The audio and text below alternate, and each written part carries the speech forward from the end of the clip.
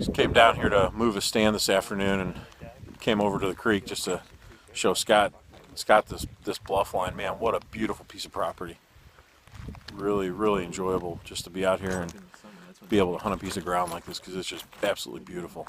So we've got this huge bluff line back here behind us, and it runs right through the heart of the property. So it's really just such an awesome piece of ground. Saturday, October 17th.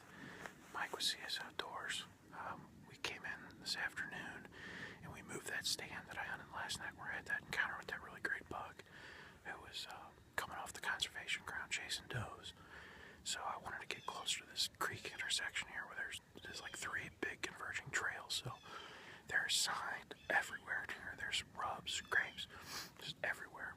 It's stupid good. So anyway, we came in this afternoon. We got this stand moved, and we're right at the intersection of these creeks. So no matter what direction, I mean, with this time of year when that seeking phase is going on, this pre-rut, they're really rogue. They're coming from anywhere. It's really hard to predict. So I wanted to get in the center of this hub so that I could get a shot wherever they ended up coming from. So just based off of where they were last night, this was a good move. So we're gonna sit in here till dark. We got perfect wind set up for this set. It's all blowing right back up the road we came in on. So we're tucked in this tree. We got a lot of good cover. So I really think that we should at least lay eyes on something tonight. So Scott and Jeff are over on the other side of the property. They went in this afternoon and hung a set this new piece that we hadn't really set foot on before. Scott walked back there and scouted it, and man, apparently it's dynamite too. So they're actually setting a double set tonight. They're hunting out of the same tree, so hopefully those guys will be able to connect too. But we're gonna sit in here and see what happens. But man, what a beautiful, beautiful night to be in the woods. It doesn't get much better than this. I mean, all the leaves are changing, and it's crisp, and it's cool.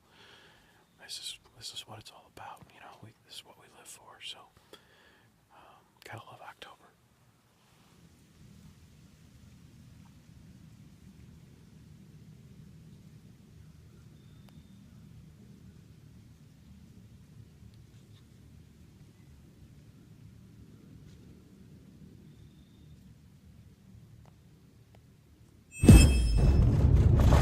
Sunday, October 18th.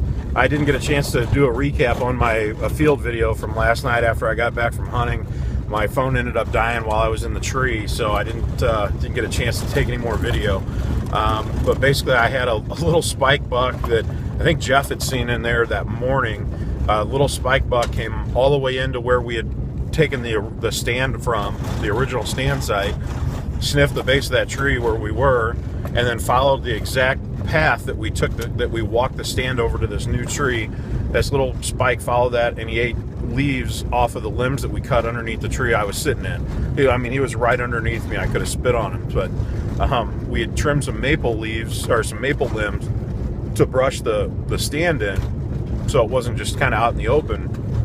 And sure enough, he came and he was eating leaves right off the branches that we cut. So there's a little. I had heard Jeff Lindsay had said that whenever the maple leaves start turning, they're like candy to deer, and if you can find a grove of maples, they'll hammer those leaves. So I guess that kind of adds a little bit of validity to that scenario. So, but anyway, then right at dark last night, I heard a bunch of noise coming from the creek, and I couldn't see anything, so I actually stood up on the platform of my stand so I could see over the crest of the hill, and I counted 11 bodies. I don't know if they were bucks or does, but 11 deer, all crossed way up about 40 yards high of me and skirted and went down, angling away from me. So nothing was close enough that I could have got a shot, even if I could have seen what they were.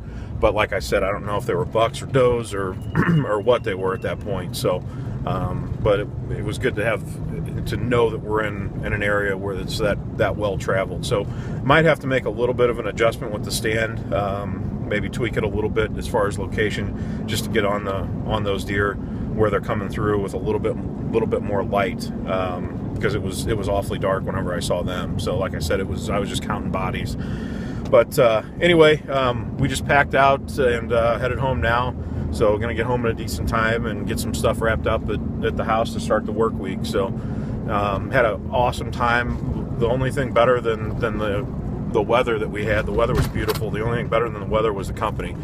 Had a great time. I have some really good friends that we got to spend the weekend with, and really lucky to be able to have friends that let us, come out and use the property like we do, and get to enjoy it.